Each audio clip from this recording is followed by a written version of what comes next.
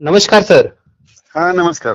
हा, काल तुम्ही जो अंदाज दिलेला आहे सर की 23 तारखेला बऱ्याच भागात पावसाला सुरुवात होणार आहे आणि हा, झालेलं सुरू झालं. इकडे जालन्यात मध्ये आलो तर जालन्याकडे सुद्धा चालू झालंय.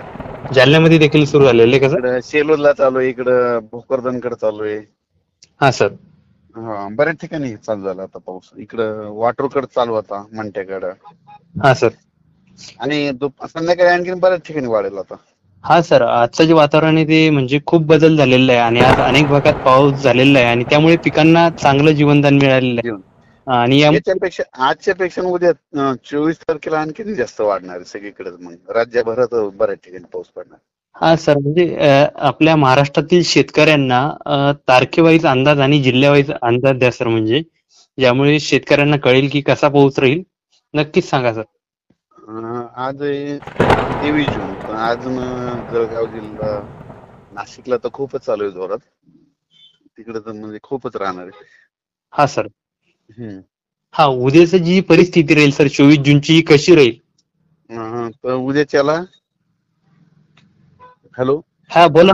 जळगाव जिल्हा, नाशिक तर खूपच राहणार. त्याच्यानंतर संभाजीनगर, जालना, बीड, परभणी, त्याच्यानंतर इकडं बुलढाणा, अकोला, अमरावती, वर्धा, यवतमाळ, वाशिम, हिंगोली, नांदेड, त्याच्यानंतर लातूर, बीड, लातूर, त्याच्यानंतर धाराशिव, त्याच्यानंतर सातारा, सांगली, सोलापूर, कोल्हापूर, त्याच्यानंतर नगर जिल्हा.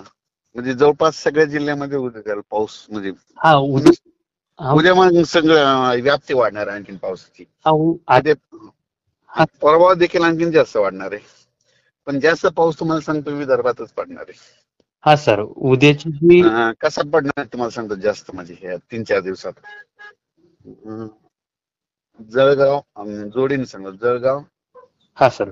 संभाजीनगर, हा बुलढाणा, जालना, त्याच्यानंतर अकोला, वाशिम, हिंगोली, हा त्याच्यानंतर अमरावती, ह्या पट्ट्यामध्ये जरा जास्त पडणार आहे. हा नागपूर तिकडं असं. हा, उद्याच्या 24 जून तारीख ही म्हणजे. या 3-4 दिवसात. हो.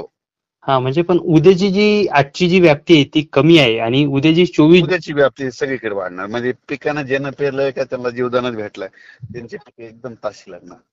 हा, म्हणजे शेतकऱ्यांसाठी एक आनंदाची बातमीच म्हणायला लागेल.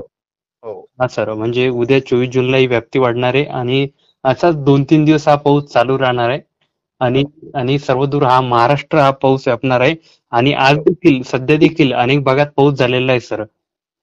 आता जे काही भाग आता इकडे काय जालन्याकडे पाऊस चालूच आहे, इकडे चालूच आहे. हा, म्हणजे आजचा तुमचा जो प्रवास आहे तो जालन्याकडे प्रवास आहे, जालना, भोकरदन, सिल्लोड त्या भागात, म्हणजे मराठवाड्यात आपल्या.